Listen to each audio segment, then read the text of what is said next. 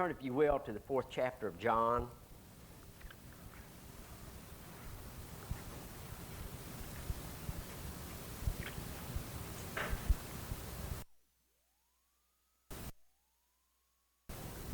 That's in the New Testament.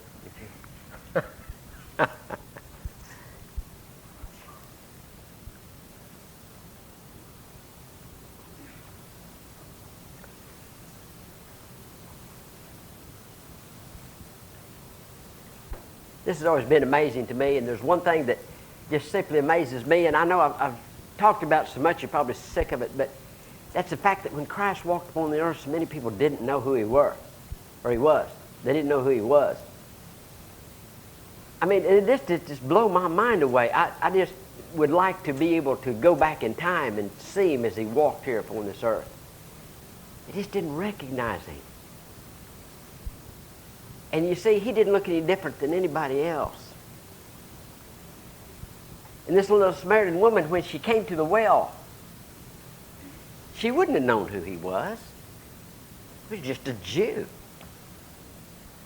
Jewish man sitting there on the well, asking for a drink of water. And you know, I'm sure that the Lord wasn't nostalgic. Now, I'm nostalgic. Is anybody here nostalgic? Now, that don't mean upset stomach. Yeah. Are you too? I thought you probably would. I am. I remember the old days, and I get some misty-eyed. I'm sure the Lord wasn't nostalgic because he was a man on a mission, and he had, he just didn't have time for nostalgia. Where I do, but if he was nostalgic, probably while he was sitting there on the well, he'd probably think, golly, this is Jacob's well. I remember wrestling with Jacob all night one night. And throwing his hip out of place. Throwing his thigh out of place. Because it was God. Isn't that amazing? Can you imagine that? Now that just blows my mind to think that here comes a woman with a water pot, and she comes to the well, and there's God. Not a God. He is the living God himself that took time out of eternity to sit there and wait for her. Does that tell you that you're important to him? It does me. Who was she? Well, the city had no use for her. Married 5 times and living out of wedlock. But God had time out of his busy schedule. He told him, he said, I must needs go through Samaria. He knew she would be there. He knew what time she would be there. She didn't know that, but he had an appointment with her.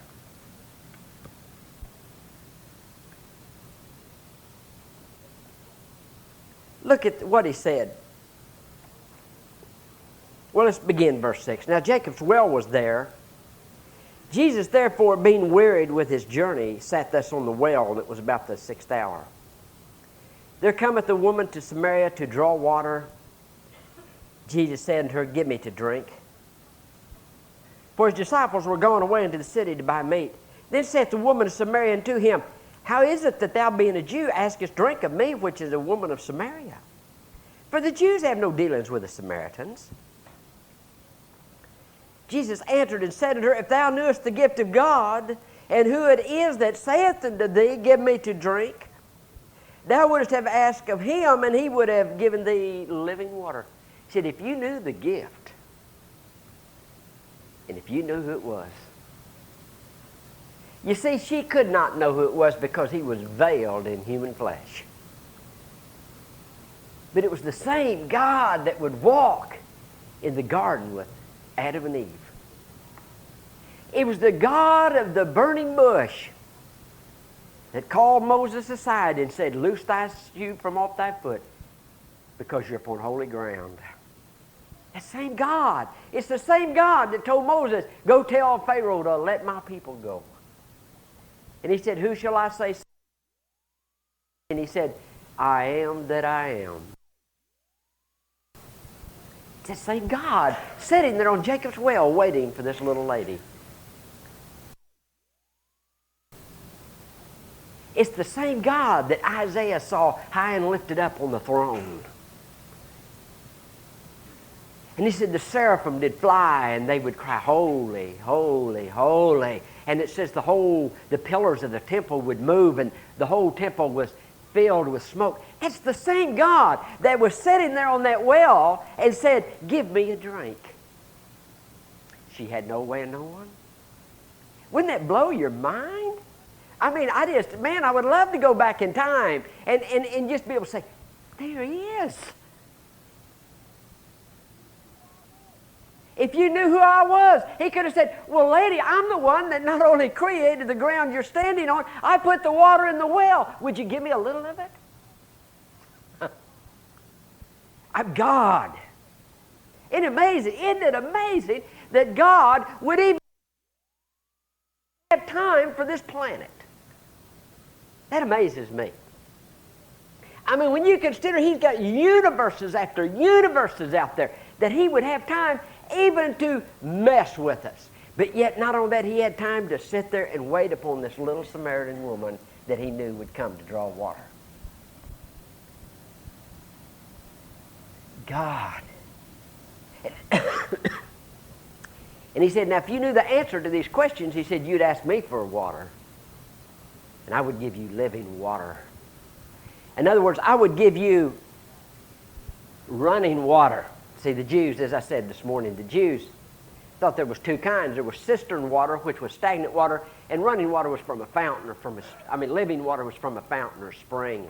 And look at what she said.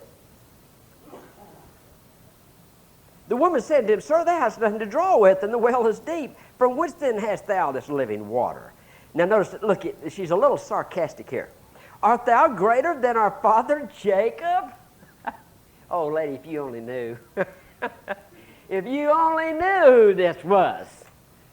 Art thou greater than our father Jacob? Are you wiser than Jacob that lived here, raised his children here, that drank from this well, and that watered his flocks and his herds from this well? Are you trying to tell me, stranger,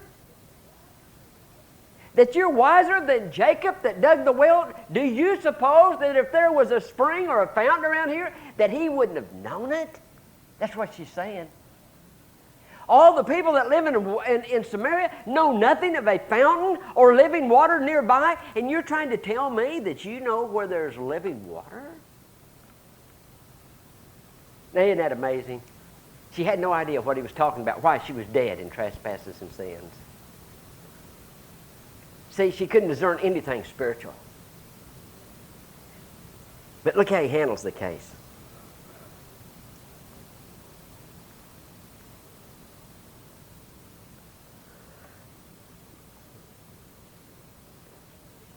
Jesus answered and said unto her, whosoever drink of this water shall thirst again. But whosoever drinketh of the water that I shall give him shall never thirst. But the water that I shall give him shall be in him a well of water springing up into everlasting life. Now, she still didn't understand. She still thought he was talking about literal water. Because look what she said. The woman said to him, sir, give me this water that I thirst not, neither come hither to draw. Now you think about her life. Think about the mercy that she was asking for. She wasn't asking for big things. Lord, I'm not asking you to straighten out my life. She never dreamed this man that she was talking to could give her a brand new start and put joy in her heart. She wasn't asking for that. She wasn't asking for miracles. But she was just thinking, oh, if I just had indoor plumbing. That's really what she was hoping for.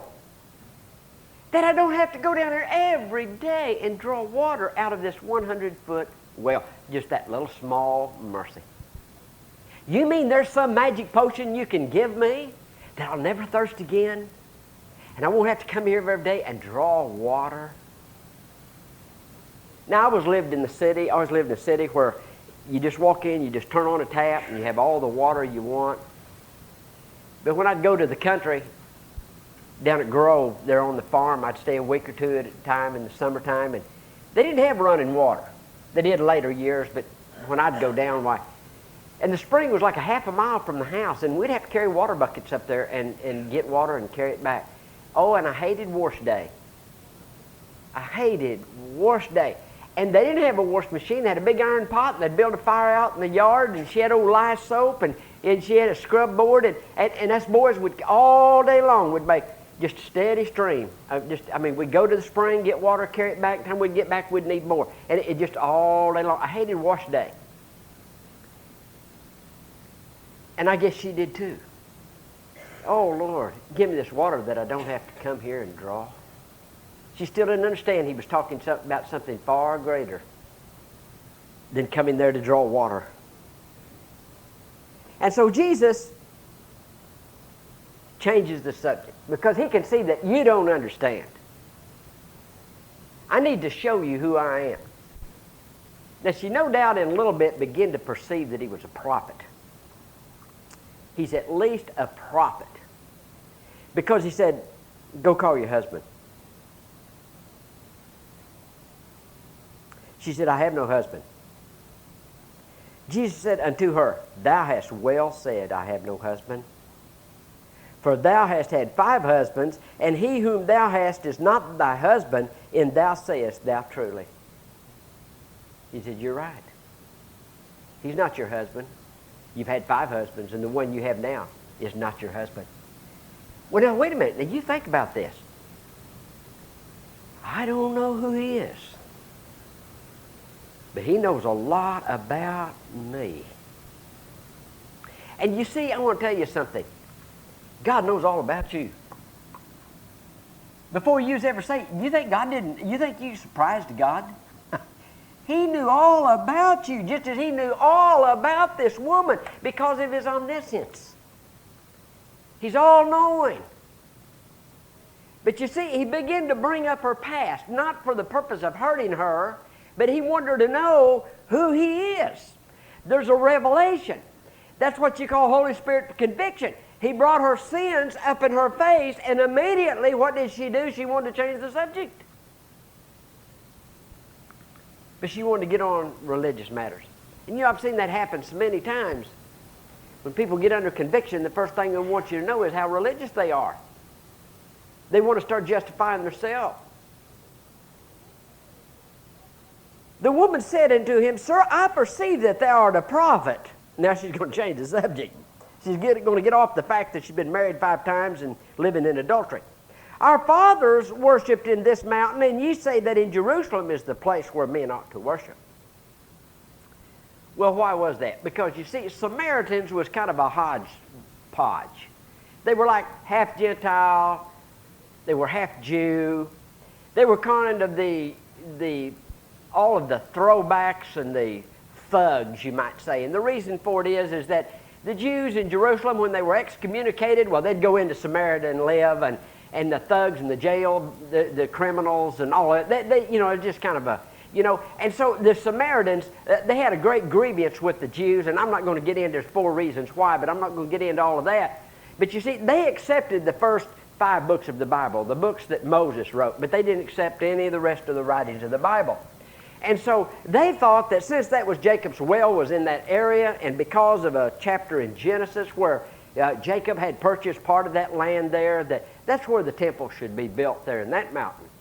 And they built a temple, but their religion was a mixture of idolatry and it was just kind of a conglomerate of a lot of things. And so there had been an age-old dispute between the Jews and the Samaritans as to where you should worship.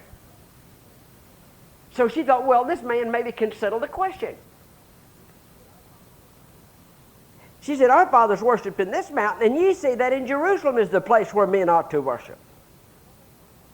Jesus said unto her, Woman, believe me, the hour cometh when ye shall neither in this mountain nor yet at Jerusalem worship the Father. He said, Ye worship ye know not what. We know what we worship, for salvation is of the Jews. But the hour cometh, and now is, when the true worshipers shall worship the Father in spirit and in truth, for the Father seeketh such to worship him. You know what he's saying? Just being religious ain't going to get it. You see, a lot of people don't realize it, but what God looks at is the heart. And if your heart is right, if you have love for one another, that is true worship. What he's saying is this: true worship is not where you go here to worship or go there to worship. It's not tied up in rituals and formalities and sacrifices. It's a heart matter. And God is sick and tired of all the religion and is seeking for people to worship Him from the heart in spirit and in truth. You know, I really believe this. I believe there's people that never darken the church door that worship God because their heart's right. Why, they wouldn't mistreat you at all. They're fair in all of their dealings. I'm not saying that work's going to get them there, but because they are saved, God has done a work in their heart, and they're tender-hearted. And they're fair. They don't want to hurt anybody. That's real worship. And he said that's what the Father's looking for. He's tired of all the formality and the religious facade that's going on, and both in this mountain and in Jerusalem. The Pharisees, it was just all outward. They'd stand and they'd pray loud prayers, and they'd get ready to put their money in, they'd sound a gong so everybody would look at them. And that's the reason Jesus took the whip and cleaned out the temple. He was sick of it. He said, the Father's not looking for that. And Jesus said, it's not what goes in the mouth that defiles a man.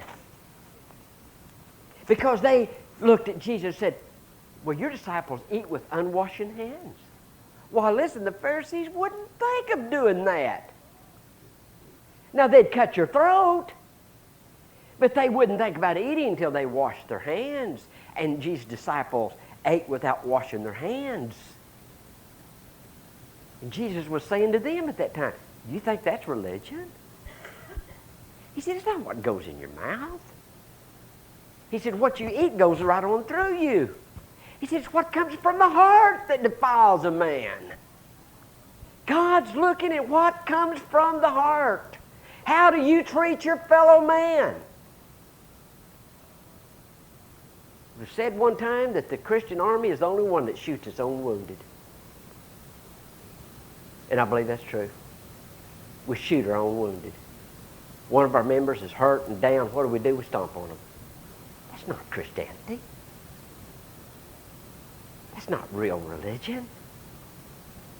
Jesus said the Father is looking for those that will worship Him in spirit and in truth. Boy, he was really getting this woman's attention. Here was just a Jew sitting on the well when she came up. Probably paid him no mind. That was going to trouble her for a drink of water that she was going to have to draw 100 feet from a deep well. And the woman saith unto him, I know that when Messiah cometh, he is called the Christ, which is called the Christ. When he come, he will tell us all things. I perceive that thou art a prophet. That's what she had said earlier. I perceive that thou art a prophet because you know things that ordinarily you wouldn't know unless you are a prophet. And I imagine it really started to make sense to her about the worshiping from the heart. And she said, when the Messiah comes, he'll tell us all these things. He'll get it all straightened out. Jesus said unto her, I that speak unto thee am he. Do you know what she did? She forgot all about why she came down to Jacob's well. She dropped the water pots.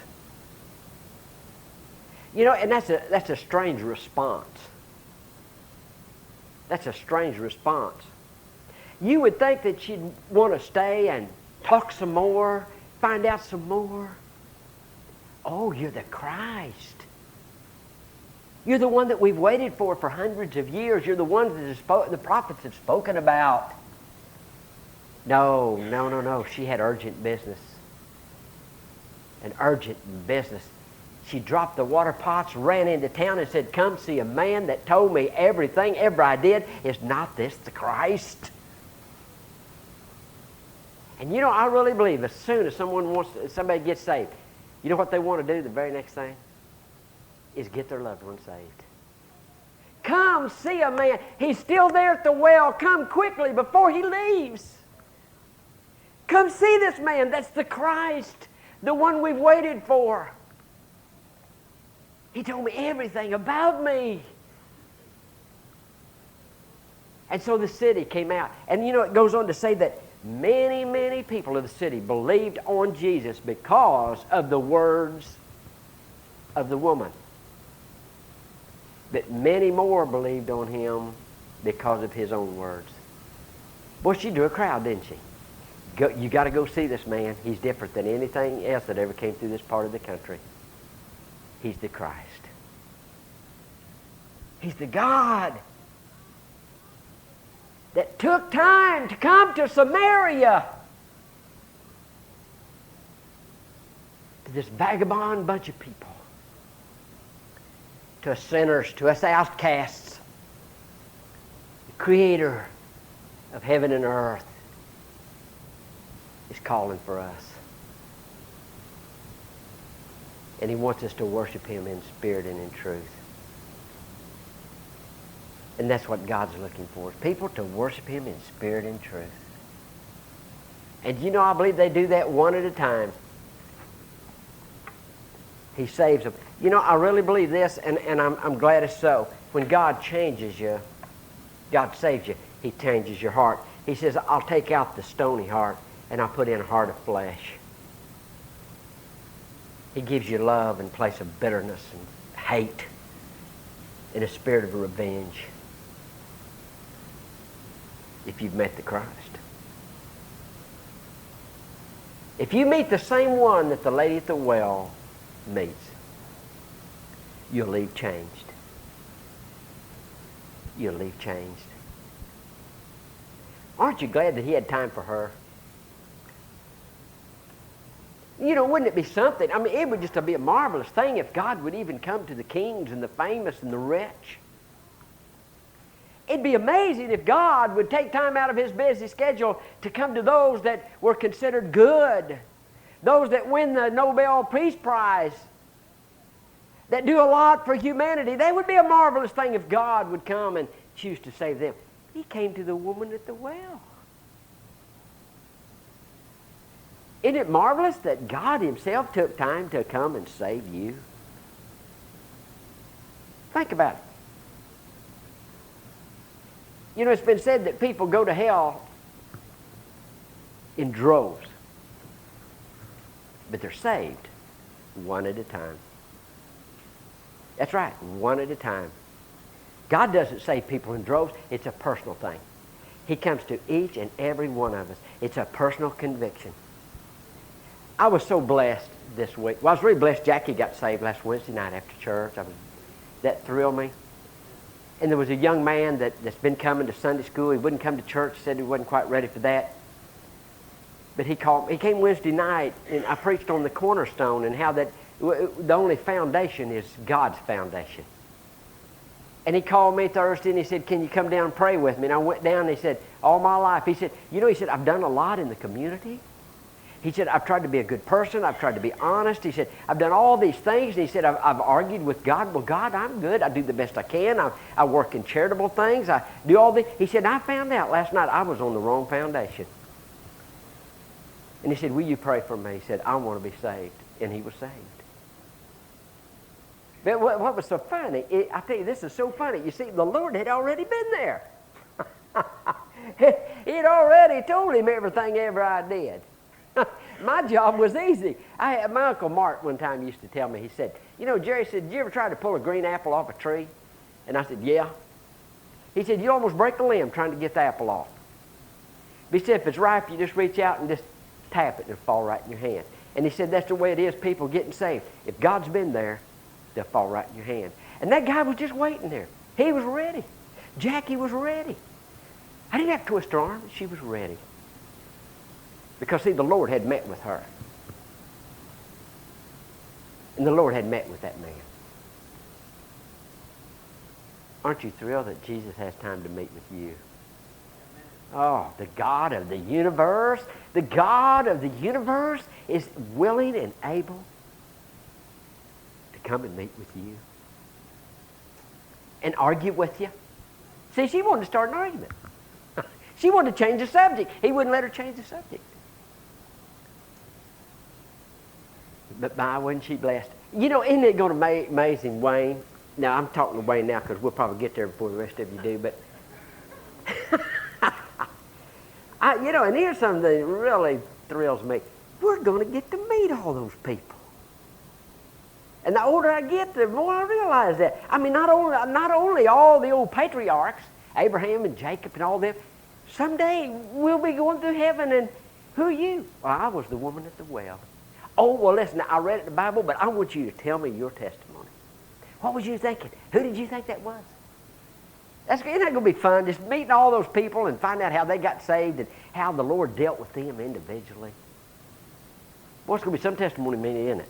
Isn't that, Bill? Talk about a singspiration.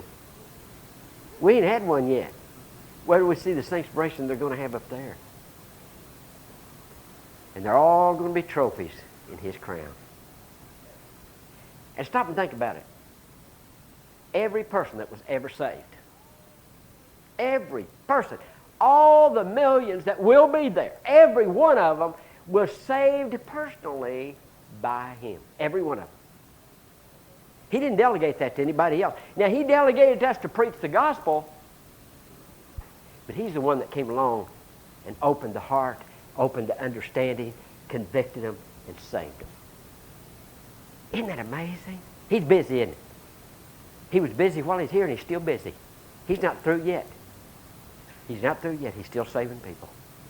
He's still walking the aisles. He's still on the street corners. He's still in the businesses. Everywhere the gospel is preached, He's there working, offering that free gift to whoever will accept it. What a Savior. Isn't He some Savior? My goodness. My goodness. I just can't get over it. I just can't get over it that the Creator God would do such a thing. That would have time for a sinner. That would go out of His way to save a sinner, to cleanse a leper, to heal the blind. Why would He need to do that? You know, being God, you'd think He'd just create a whole new universe that'd all be perfect people and that'd just be the end of that. No. I'm glad He didn't, aren't you? Aren't you glad He didn't just stamp us out of existence? I am. Let's stand. Let's sing.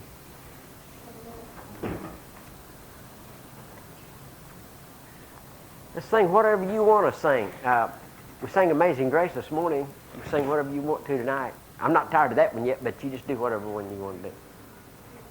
You still like it? Okay.